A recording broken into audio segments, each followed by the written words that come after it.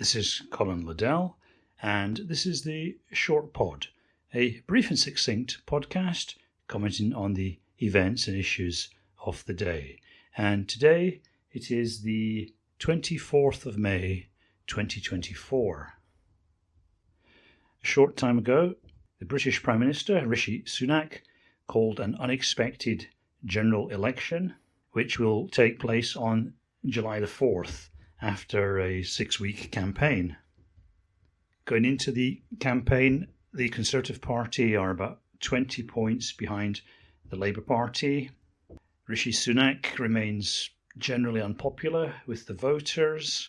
There are various problems that he has failed to deal with, and so the pundits are widely expecting a Labour victory, or at least a Conservative defeat.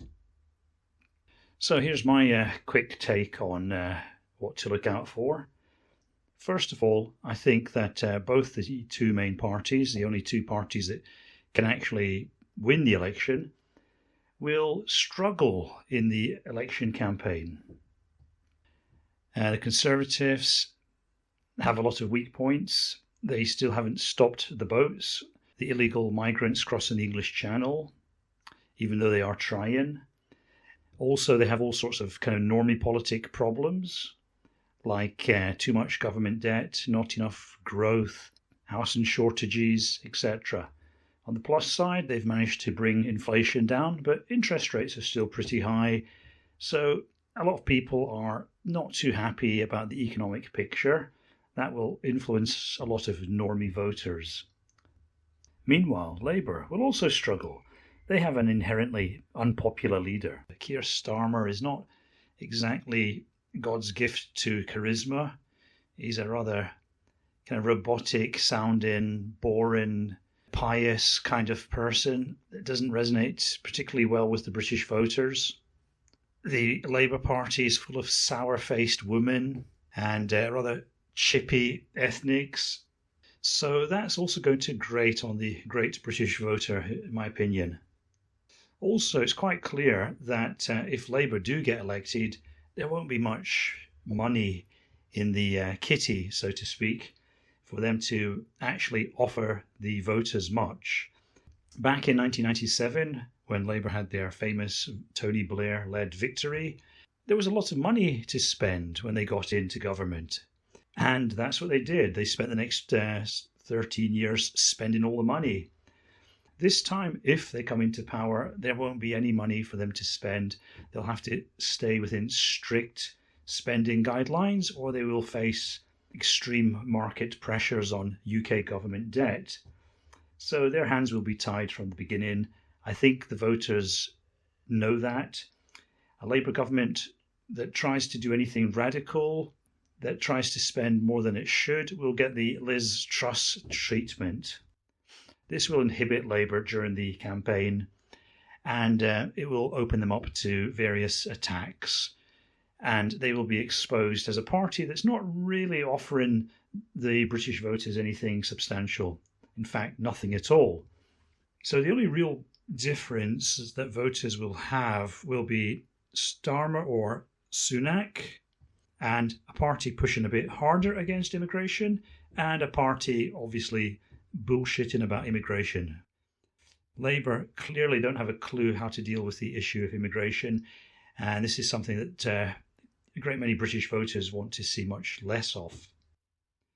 So over the campaign, I think both parties are going to struggle. Both parties have weaknesses, and I think it's reasonable to assume that the 20-point gap between the two parties will drastically narrow.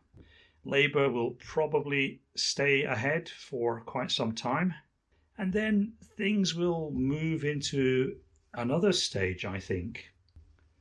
Now, this next stage is quite interesting, because when people realise that the parties are quite close together, when neither the Conservatives or the Labour Party can outright win the election, then there's going to be a lot of speculation about coalitions. Now, this is more or less what happened in the 2015 election. In the 2015 election, Labour were ahead of the Conservatives. They were doing reasonably well.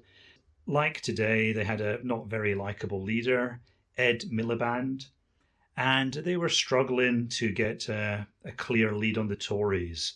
So the British voters at that point realised that Ed Miliband would in fact have to do a coalition deal, and the most likely party for him to do a coalition deal with were the Scottish Nationalist Party.